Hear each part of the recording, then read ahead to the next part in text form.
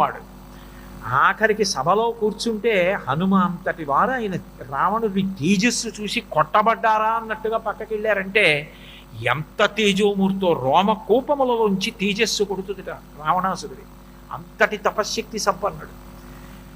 ఎవరి వలన పాపం మూట కట్టుకున్నాడు? సీతమ్మని చూడకూడని చూపు, సీతమ్మతో మాట్లాడకూడని మాటలు, ఇన్ని కూడా తనని రక్షించలేని పాపాన్ని మూట కట్టేసింది. ఇప్పుడు ఎవరు చంపుతున్నారు?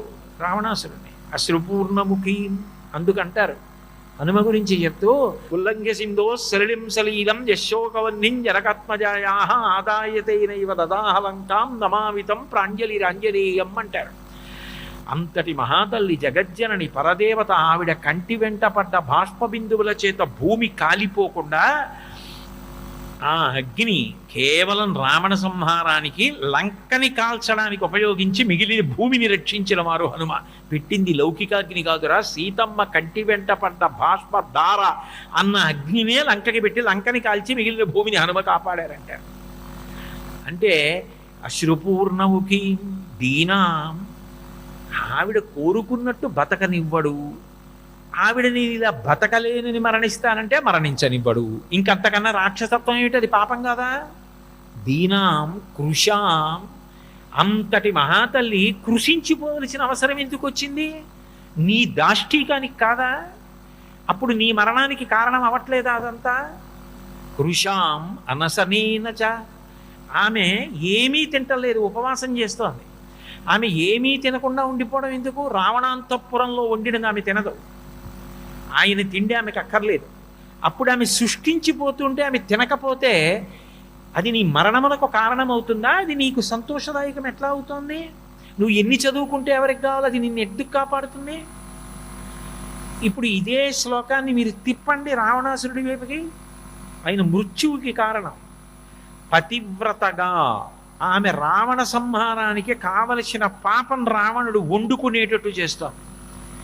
అదే తల్లి పైన కూర్చున్నటువంటి హనుమకి సరసద్రూపధారిణి అయి సాక్షాత్ పరదేవతగా దర్శనం కల్పిస్తూ భవిష్యత్ బ్రహ్మగా కావడానికి కావలసిన పుణ్యాన్ని కట్టబెడుతాం.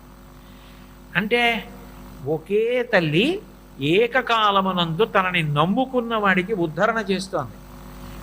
అసలు ఆ భక్తి లేనివాడు నశించిపోవడానికి కావలసిన కారణాన్ని కల్పిస్తోంది. ఒక సీతమ్మ కింద ఏడుస్తూ కూర్చున్న సీతమ్మలాగే ఉండి ఇన్ని చేస్తోంది. అప్పుడు ఆమె పరదేవతా స్వరూపిణి కాలా?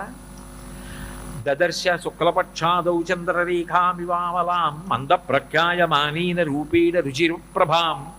పైనుంచి సీతమ్మకి హనుమ కనపడినప్పుడు దదర్శ శుక్లపక్షాదౌ, శుక్లపక్షం మొదట్లో ఉన్న చంద్రరేఖ ఎలా ఉంటుందో అలా ఉందిట. అదేగా మరి ఆయన అడిగింది, అవ్యక్త రేఖాం ఇవ చంద్రరేఖాం అలా కనపడమన్నారు. అలాగే కనపడింది. అంటే వెతికి వెతికి చూస్తే తప్ప సీతమ్మని తెలియదు. శుక్లపక్షం మొదట్లో ఉన్న చంద్రరేఖ ఏమవుతుంది? కొన్నాళ్ళకి పూర్ణబింబం అవుతుంది.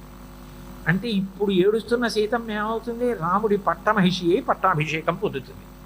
ఆ ఏడుపుకి కారణమైన ఈయనేమవుతాడు? నిహతుడవుతాడు. అది మహర్షి చెప్పాలా?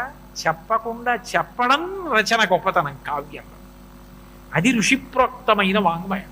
అది అలా అర్థం చేసుకున్నప్పుడు మన జీవితంలో ఏది జరగకూడదో గుర్తుపెట్టుకోవాలి.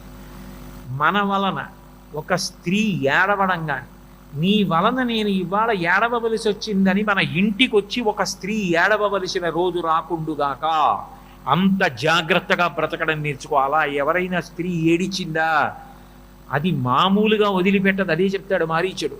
కళత్రాణిచ సౌమ్యాని మిత్రవర్గం స్తథైవచ యదీచ్ఛసి చిరంభోక్తం మాతృధారామ విప్రియం. అదే జరిగిన నాడు నువ్వు కాదు, నువ్వు, భార్యలు, పుత్రులు, అన్నదమ్ములు, సైన్యం, కాంచనలంక నశించిపోతారు. అటువంటి పాపం చీకంటే జీవితంలో ఏ ప్రమాదాన్ని కొని తెచ్చుకోకూడదో, ఎవరిని ఏడిపించకూడదో, మనిషి జాగ్రత్తగా బ్రతకడం అన్నది ధర్మంలో ఎక్కడుందో రామాయణం మనకి నిర్దేశిస్తుంది, చెప్పకుండా చెప్తుంది.